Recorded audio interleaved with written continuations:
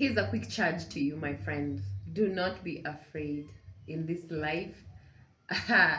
Life favors the courageous. I've been reading about the story of Jael in the Bible, and I have been so much astonished. The courage that this woman had, it is just on another level. And you know what happens with us? Mostly women. We have a Jael that is inside us, a Jael that was created deep down.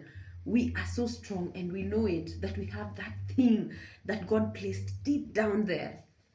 You see, Jael was just a regular woman. She didn't have a platform. She was not a prophetess. She was not a judge. She was not a general. She was not even in the battlefield. She was just regular, going about her regular activities, just like you and me. But you know what happened? She's the one who killed Sisera, a mighty man of war who had troubled the Israelites for quite a while. You see, what happens is courage shows when you take steps of obedience to God. It doesn't come as a result of the position you hold or anything, just obedience in God. And I tend to feel like what holds us mostly as women, what prevents us from becoming what the Lord has put inside us, is fear. And fear comes as a result of not really believing in yourself. And it's not in most occasions it's not even your fault. It comes as a result of what you've gone through as a woman. And so many things happen, so many things that cause us trauma. And you know, the brain has been wired to, it's just like when you touch a hot stove, the next time you'll not touch it, and even if you touch it, you'll move your hand very quickly from the stove, from the hot stove, because your brain has been wired to avoid things that cause you pain. Once you've undergone pain, or once you've lost a lot of money, for instance, once you've been scammed online, you tend to be very much careful with your money and ordering things online. That's me. I never order anything online unless I have checked, rechecked, counter checked, checked again, and unchecked. I am so afraid of ordering things online because I have been scammed before. And that is how the brain works. Once you've gone through traumatic situations, you find yourself not being able to move forward with life. You become stagnated, you become mediocre. You know deep down what the Lord has given you, the ability, the capability. But Satan instills fear in you. Jael has really inspired me today. She's a very courageous woman. Imagine if she feared killing Sisera. What would have happened? It would have gone down the history lane that she had the chance. She had that one chance, and she lost it. But thank God for Jael. She didn't lose it. She took the steps in obedience and killed that enemy. So today I'm charging you, please avoid fear. Be courageous like Jael, because what fear does is silences your destiny. It also delays your obedience to God, and you know, delayed obedience is still disobedience. Also, it makes very powerful and capable women to shrink.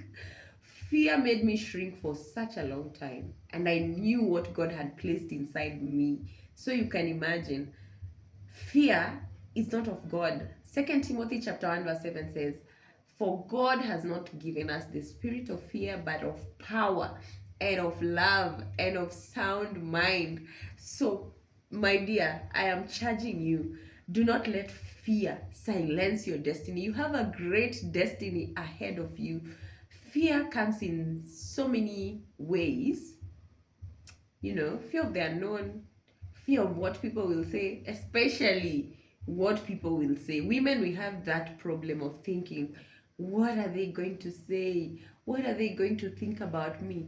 No, you will wonder that people are going about their their day-to-day activities. They don't even care. Who cares about what you're doing? Try it.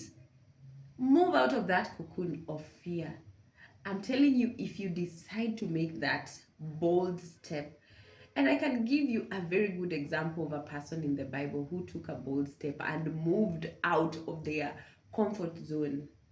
It is Abraham, our father of faith, he was told in Genesis chapter 12, move out of your home, move out from your family. And that was his place of comfort, where he didn't have to take any risk. He had friends, the people you've grown up with. And most of the time, it is not even moving like out of that place, like even physically. You can decide to move from your comfort zone, even mentally. It starts here. It starts here. Romans 12, 1 and 2. Do not be conformed to these patterns of this world, but be transformed by the renewing of your mind. So today the Lord is calling on you to move out of that comfort zone. Please take that bold step. Don't you think Abraham was so comfortable there? Living with his family, his friends, children, his childhood friends, he's comfortable. Probably he had some animals, he had something going on with his life, and he was just comfortable. But once he moved out of there, the Lord gave him very big land. The Lord told him, as much as you can see. So once we transform our minds, we are going to occupy as much as we will see, starting here. And let us be courageous. Let us kill this Sisera. Let us kill this thing that is holding us back as women. For heaven's sake, we have to fight for our destinies. Don't let traumatic situations hold you back. Don't let things that you've gone through deter you from becoming who the Lord created you to be. Be courageous. Be courageous like Jael. Read the story of Jael. In Judges chapter 5 verse 24, it says, let the most blessed of women be Jael. Be that Jael today.